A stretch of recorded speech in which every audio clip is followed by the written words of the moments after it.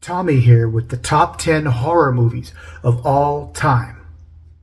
Okay, first of all, just let me say that it's very hard to narrow these down to just 10, but I'm not including slasher, bloody, splattery types of horror films. I do enjoy some of those, but the subgenres can go on and on and on till basically the cows come or go to 7-Eleven. The subgenre for this top 10 horror movies list is supernatural slash and or psychological horror movies. Okay, here they are. Number 10, Black Christmas from 1975.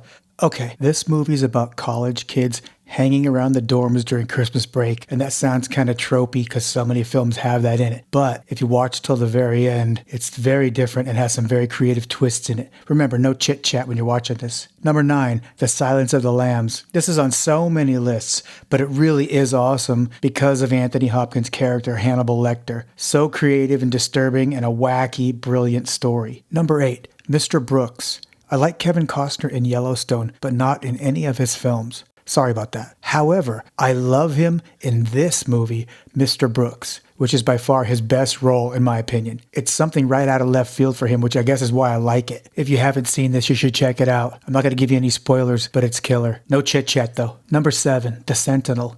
Replete with bell-bottoms and all things 70s. This movie includes a small role by the wonderful Ava Gardner, along with many other stars that you will recognize. It's wacky, it's wonderful, very creepy, and very scary. Check it out.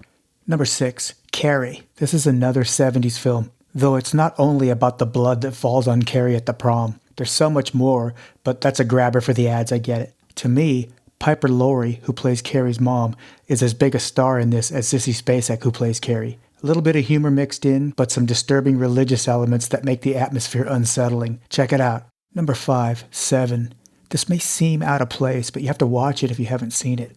Morgan Freeman and Brad Pitt in dank and rainy New York. What else do you need? Number 4, The House of the Devil. This is one I just stumbled upon. I never even heard of it, and I just started watching it on a whim. Sweet. Great vibe, really scary. Number 3, The Witch. Director Robert Eggers did like 5 years of research into the 1630s.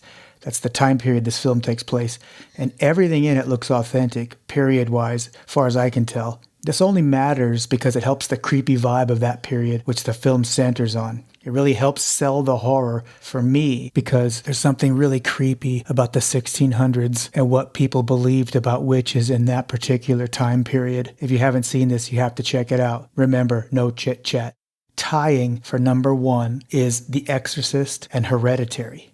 The Exorcist used to be the best horror movie I had ever seen. It's a perfect movie to me. The reason is because it doesn't hit you over the head with any horror things right off the bat. In fact, it builds very slow, and you might think that you're not even watching a horror movie for quite a while. And then, as the creepiness continues to build, and you get hit with these horror elements, they have meaning to the story, and they're all the more shocking because they come out of absolutely nowhere. Scariest movie of all time, I thought, for a long, long time. Until Hereditary came out. Hereditary is so awesome. It absolutely turned me inside out. One night my son Curtis and I went and saw it in the theater, and when it was over, when they start running the credits and the last song is playing, the lights in the theater come on and the cleaning crew makes their way in to start cleaning up the auditorium. We sat there for 5 minutes with those cleanup lights on, staring at the screen, not talking, just frozen. We didn't know what the hell we'd seen. Following night, a buddy of mine named Kay and I went to the same theater to watch the same movie, Hereditary. The exact same thing happened as with my son Curtis. Credits roll, song comes on, finally at the end of all that, movie's over, cleanup crew comes in, and here we're sitting there staring at the screen, frozen again for 5 minutes. It may not do this to you, but boy, it sure did it to me and my son and my pal. So, officially tying for number 1 in the top 10 best horror movies of all time are Hereditary and The Exorcist. Movies that almost made this list: Midsommar, The Others, The Shining, Saint Maud, House of a Thousand Corpses, Edmund, Exorcist 3, Jaws, Psycho, Misery, The Thing. Thanks for tuning into this. Leave in the comments the films that you think I left out of the top 10. Cheers. Have a great day.